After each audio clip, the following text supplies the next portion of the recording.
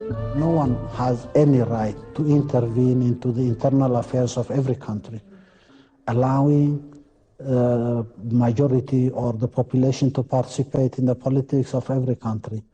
And that's a very serious matter for African countries, and we seriously consider that as part of the software we need to develop. But that should not be polarizing society.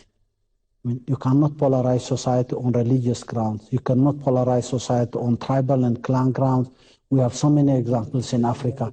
It's camouflaged by what people call democracy, and Europeans and Americans would like to talk about democracy in Africa as a way of dividing and weakening undeveloped communities.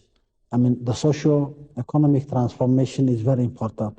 Unless you live at a higher level of assimilation, if you live in a tribal society and you go for democracy in a tribal society, you get divided into 100 political parties, and vertical polarization is not good. Countries will have to do a lot in this regard.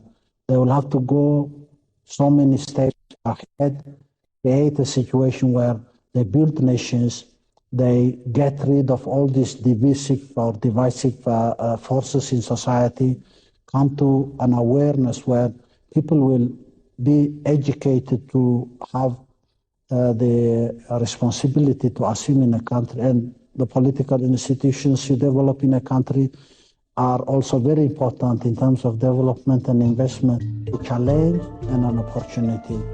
And for Africa to be transformed into a viable market in its own and a viable market in a global sense, definitely that challenge should be realized very seriously. Africa has seen the last 50 years or maybe more than a century.